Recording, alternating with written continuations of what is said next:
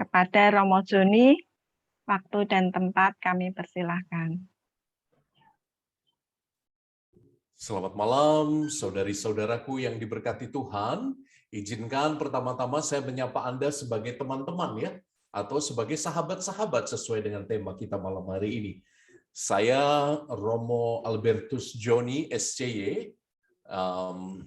yang biasa akrab dipanggil Romo Koko, karena ketika saya masuk seminari, I was the only Chinese at the time. Jadi saya satu-satunya yang bermata sipit di seminari, sehingga saya setiap kali dipanggil Koka Koko, sehingga itu jadi nama panggilan sampai hari ini. Saudari-saudaraku yang diberkati Tuhan, senang rasanya bisa berjumpa dengan Anda sekalian. Rute kita sederhana, 10 menit saya akan berkisah tentang salah satu bagian terpenting dalam Injil Yohanes, percakapan Yesus dengan para muridnya yang sangat intim dalam Yohanes bab 15 ayat 15 sampai 25 tentang Yesus yang memanggil murid-muridnya sebagai sahabat. Tetapi sebelum itu mungkin saya akan cerita dulu perjalanan rohani saya. Ketika saya kecil, saya menganggap Tuhan itu seperti Superman, seseorang yang luar biasa powerful dan seseorang yang tidak mungkin terpikirkan masuk dalam otakku. Seorang yang asing tapi sangat powerful. Saya pun menjadi seorang imam awalnya karena tertarik dengan Superman ya. Saya pikir kasula para imam itu mirip sekali dengan jubahnya Superman ya. Kalau Anda lihat anak-anak kecil itu. Jadi saya dulu ketika kecil saya sering masuk ke mana namanya, ke lemari tempat menyimpan kasula romo-romo. Lalu saya ingat saya kadang nyelip-nyelip di balik itu serasa ingin menjadi Superman. Padahal bau keringat itu. Dan saya mengalami luar biasa ya. Tapi kurang lebih itu perjalanan rohani saya ketika saya masih kecil. Apalagi ketika papa saya dan keluarga besarnya datang dari tradisi Buddhis yang cukup kental. Saya orang Chow Chow by the way, orang Teochew.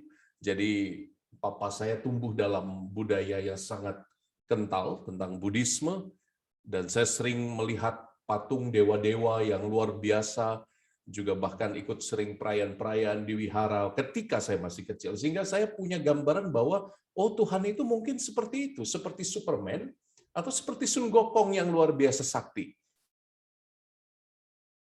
Tapi semua itu berubah ketika dalam satu kesempatan saya memutuskan untuk bicara dari hati ke hati dengan Tuhan. Mungkin sudah beberapa tahu bagaimana kisah panggilan saya. Ketika saya masih di bangku kelas 3 SD, belum boleh komuni, saya sebagai anak kecil itu maju bersama mama untuk menemani mama menyambut tubuh Kristus. Out of curiosity, saya mau merebut hosti yang ada di tangan mama saya. Hostinya hampir jatuh sehingga mami saya murka, sehingga mami saya langsung ngeplak kepala saya dan saya nangis itu. Nangis terseduh-seduh, bukan hanya bahwa mami mukul saya, tapi bahwa ada kekecewaan, saya kok nggak boleh makan roti itu. Lalu saat itu saya mulai menantang Tuhan. Waduh, jagoan ya ini, masih anak kecil kelas 3, mulai menantang Tuhan. Saya mengatakan pada Tuhan dari tempat duduk sambil mengalirkan air mata, Tuhan, tunggu saya besar nanti. Saya akan makan itu roti yang besar itu yang dimakan oleh Romo itu, dan saya akan minum dari cangkir emas itu, Tuhan. Itu doa saya pertama yang saya sadari, yang membuat saya kemudian kayak downgrading Tuhan, kayak menurunkan Tuhan dari tahtanya, lalu berbicara seolah-olah seperti ayah sendiri gitu. Wah, itu padahal doanya sangat sombong ya. Tuhan, suatu hari nanti kau akan lihat, saya akan makan hosti yang besar itu dan minum dari cangkir emas itu. Sialnya Tuhan mendengar doa saya. Sampai hari ini tiap hari saya makan pasti itu dan minum dari piala emas itu sampai hari ini. Luar biasa, Tuhan panggil saya jadi imam rupanya. Nah, saudari-saudaraku yang terkasih, saya pikir kita juga punya perjalanan rohani yang kurang lebih serupa ya. Konsep kita tentang Tuhan itu bergantung pada pengalaman kita. Ini poin pertama yang saya mau katakan. Ada orang yang menganggap Tuhan itu begitu transcendental. Tuhan itu begitu tinggi di luar sana. Tuhan itu maha agung, bahkan tidak bisa kupikirkan sama sekali. Dan engkau juga ingat bukan bahwa tradisi Yudaisme dalam perjanjian lama, Allah digambarkan seperti itu juga. Karena itulah pengalaman mereka. Mereka mengalami Allah sebagai bapa leluhur mereka, sebagai orang yang membebaskan mereka dari perbudakan Mesir, dengan begitu powerful diturunkannya tulah-tulah yang menghantam Mesir pada saat itu, dengan tangan kuat perkasa Allah membelah Laut Merah. Dia berjalan melindungi Israel, di depan bagai tiang awan, di belakang bagai tiang api. Anda tahu ceritanya. Dia Allah yang berbicara dengan para nabi dalam gempa bumi yang dahsyat. Kalau engkau tahu kisah Nabi Elia, Allah berbicara di tengah guntur dan badai.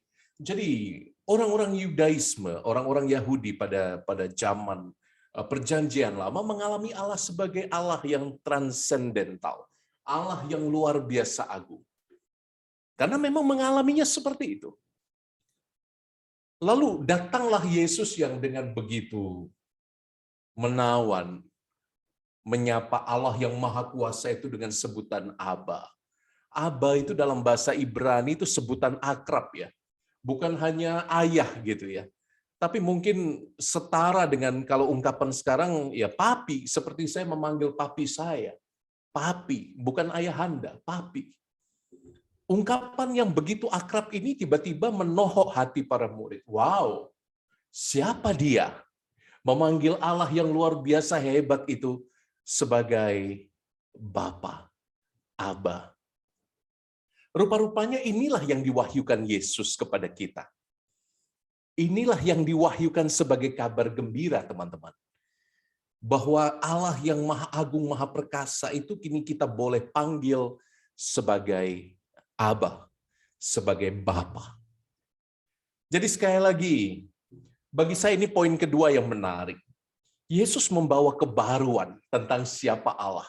Dan disinilah persis kabar gembira. Allah yang dahulu jauh di sana, kini turun dalam diri Yesus Kristus yang mewahyukan, hei lihat, aku dan Bapakku adalah satu. Bukan hanya bahwa Bapa, Allah yang maha besar itu bisa dipanggil Bapa, bahkan aku, Allahmu, menjadi satu sama seperti engkau. Dan saya pikir inilah intisari iman Kristiani, teman-teman. Intisari iman Kristiani adalah tentang Allah yang merendahkan dirinya sampai sehabis-habisnya menjadi satu dengan kita. Menjadi serupa dengan kita. Bahkan menjadi serupa dalam kematian. Dalam tradisi iman yang lain kok saya tidak menemukan bentuk cinta sebesar ini ya. Yesus mewahyukan dirinya sebagai Allah yang menemani kita juga. Jadi ini poin kedua yang ingin saya sampaikan. Ada kebaruan dalam tradisi iman Kristiani untuk menamakan Allah yang transenden itu baik sebagai Bapa maupun sebagai Putra yang menjadi sahabat kita. Dalam Yohanes bab 15 ayat 15 sampai 25 termaktub relasi yang begitu intim antara kita dan Yesus. Saya bacakan. Aku tidak menyebut kamu lagi hamba, sebab hamba tidak tahu apa yang diperbuat oleh tuannya, tetapi aku menyebut kamu sahabat. Karena aku telah memberitahukan kepada kamu segala yang telah kudengar dari Bapakku. Anda lihat, aku menyebut kamu sahabat, sebab aku memperkenalkan Bapa kepadamu. Sebab ku beritahukan Bapa, siapa Bapa itu kepadamu. Dan saya pikir ini realitas yang luar biasa. Dalam Injil-Injil sinoptik yang lain, kita melihat bagaimana Bapa diwahyukan. Bapa itu bagaikan Bapa yang baik hati. dalam kisah anak yang hilang. Anda ingat ya, kisah anak yang hilang itu? Kisah anak yang hilang itu menggambarkan persis siapa Bapa yang diwahyukan Yesus. Kau bayangkan anak yang hidup dengan babi, yang bukan hanya hidup dengan babi, dia makan makanan babi. Kalau kita kan kita makan babi. Kalau ini anak yang hilang, ini makan makanan babi. So you can imagine how smelly he was, right? Betapa bau badannya. Dia tinggal tidur makan bersama babi. Hidupnya direndahkan serendah-rendahnya karena dosa yang dia buat. Hidupnya bukan lagi anak tuan, tetapi dia menjadi anak babi. Dia direndahkan karena dosanya. Tapi ketika dia pulang kembali, dan ini yang menarik dari kisah si anak yang hilang. Saya merinding selalu kalau cerita tentang kisah ini. Ketika anak hilang itu memutuskan untuk pulang ke rumah bapaknya, dalam Injil dikatakan demikian, sang bapa dari jauh melihat anak itu, si bungsu. Dia dari jauh melihat si bungsu dan mengenalinya, dan bukan hanya mengenalinya, padahal dia sudah bau babi, penuh kotoran babi. Dia bapa yang baik hati itu berlari mendapatkannya, memeluknya, mencium anak itu. You bayangkan ya teman-teman ya, ini sesuatu yang sangat indah. Bapa yang tidak takut kotor, Bapa yang begitu sayang pada si bungsu, Bapa yang tidak hitung-hitungan dengan harta yang sudah dihabiskan, Bapa yang menjadi pengampun. Dan saudari-saudara, ini kabar gembira yang ingin saya bagikan kepada Anda. Kalau Yesus mengatakan, aku telah memberitahukan kepada kamu siapa Bapa itu, oh betapa luar biasa martabat kita di mata Bapa itu. Dia mengutus putranya kepada kita. Dan ini dasar untuk mengatakan apa? Bukan kita yang mengatakan bahwa kita sahabat Yesus, tidak. Yesus yang menyatakan bahwa kita adalah sahabatnya. Dasarnya dari mana kita punya Bapa yang begitu sayang pada kita? Anda bisa lihat catatan yang saya buat ini, Roma bab 8 ayat 32. Roma bab 8 ayat 32, surat Rasul Paulus kepada jemaat di Roma bab 8 ayat 32. Ini juga salah satu ayat emas yang patut Anda hafal. Apa buktinya Bapa yang Maha Cinta itu sayang padamu dan padaku? Dikatakan dalam Roma bab 8 ayat 32, He did not spare his own son. Dia tidak menyayangkan putranya sendiri, tetapi memberikan putranya sebagai tebusan bagi kita. Masakan Bapa itu tidak akan memberi kita dengan penuh kemurahan hati apa yang kita minta? Saudari-saudaraku, kalau anaknya sendiri tidak disayangkannya, betapa dia mengasihi kita, teman-teman. Menjadi masuk akallah seluruh tesis tentang Allah yang menyahabat bagi manusia. Saya pikir ungkapan Allah yang menjadi sahabat bagi manusia ini adalah ungkapan lain dari kata-kata Allah yang mencintai kita. Saudari-saudara, dan inilah poin ketiga saya. Kalau Allah begitu mencintai Anda, masa sih Anda tega membenci sesama Anda? Masa sih Anda tega masih menyimpan dendam dalam hati Anda? Kalau Anda dicintai luar biasa, masa sih Anda tega tidak balik mencintai Allah? Saudari-saudaraku yang terkasih dalam Kristus, seluruh teologi Kristiani dibangun dengan satu kata ini, kasih, cinta, love. Dan inilah yang menjadikan hidup kita itu penuh makna, cinta. Anda bisa bayangkan ya, orang-orang yang masih hidup dalam kebencian, orang-orang yang hidupnya dipenuhi dengan dendam dari masa lalunya, orang-orang yang hidupnya dipenuhi dengan ambisi akan masa depan yang tidak tercapai lalu menjadi kecewa dan patah hati. Orang-orang seperti inilah yang perlu kita tunjukkan cinta yang sejati.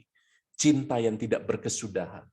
Cinta yang melebarkan kedua tangannya di atas kayu salib dan mengatakan, "Hei anakku, apapun yang terjadi dalam hidupmu, sebesar inilah aku mengasihimu. Maka teman-teman, kalau hidupmu sekarang tidak baik-baik saja, be not afraid. Jangan takut. Itu kata-kata malaikat pada Maria, itu kata-kata malaikat pada Santo Yosef, itu kata-kata malaikat pada Paulus, pada Petrus, pada orang-orang yang dipilih. Jangan takut. Allah menjadi sahabatmu. Jangan takut. Allah sayang padamu.